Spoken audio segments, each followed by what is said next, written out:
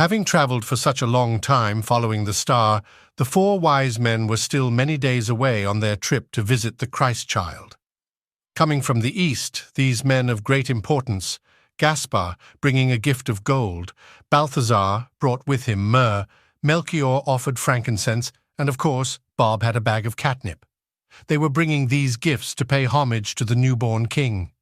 They were making good time when suddenly Bob announced that his camel was low on water and he needed to find some. Balthazar quipped, "You should have filled up at the last oasis."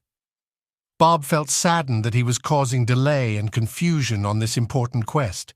He told the others, "Go ahead without me and I will catch up in a few days." The others agreed and continued onward. While Bob and his camel were looking for water, they were suddenly surrounded by hundreds of cats. In a swift manner, Bob found himself relieved of all his possessions, including the bag of catnip. Ashamed that he had made many mistakes, he decided to return to his country. Even his camel left him. No further record of Bob is ever mentioned in the annals of history. While the desert cats were enjoying their stolen catnip, word came to the queen of the desert cats, Priscilla, that their ill-gotten gains had actually been a gift for the Christ child. Guilt came over Priscilla, and she decided to make amends to the child's mother. She found the mother and child in a manger behind an inn, surrounded by animals. "Nice place you have here," Mary replied. "You hear that, Joseph? It's the year 0 and advanced reservations are a thing now." "Oh, touchy subject, I see." The cat spoke with all her heart. "Mother Mary, I am Queen Priscilla of the Desert Cats. I have come to apologize for the dastardly events my kittens did to the wise man Bob. I ask for your forgiveness." Mary looked at the cat before her. "You have caused quite a stir these days, but I see regret in your eyes. You are forgiven."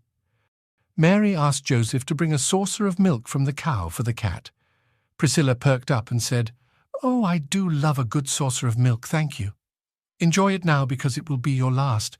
From this day on, milk will be forbidden to be drank by felines. That will be your penance." Priscilla bowed her head and accepted what was to be. "I shall bring my kin from the desert to live with humans. We will be their companions, bringing them joy and comfort in their lives." Joseph retrieved the empty saucer and asked if there is anything else he could do. "Yeah, how about finish building our house, Mr. Carpenter?" Joseph left muttering something incoherent. "Sorry about that, Priscilla. I'm usually more angelic after my first coffee." An agreement was arranged to where cats would come out of the desert and live with humans. They were not allowed to speak except through meowing. In exchange, humans would provide shelter, food, and sanitation services. Priscilla told her colony to go forth and choose their humans wisely. Mary placed her hand on the cat and gave her a blessing, leaving behind an M mark on the forehead so all future cats would be reminded of this special event. Mary and Priscilla looked at the sleeping baby. "What name have you given your son?" "He will be known as Jesus." "What if he had been born a girl?" "Karen," Mary replied. "Oh, I see. Jesus is a perfect name. I'm sure he won't stir up things in his lifetime. Do you mind if I practice my meowing at 3 a.m.? "Go right ahead.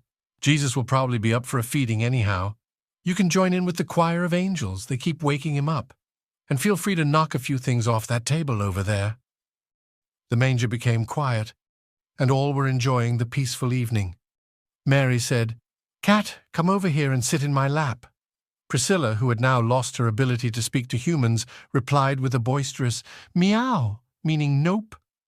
And thus was the first Catmas, an event that forever changed the world for humans and felines alike. We wish you peace on earth and goodwill to men. Merry Christmas.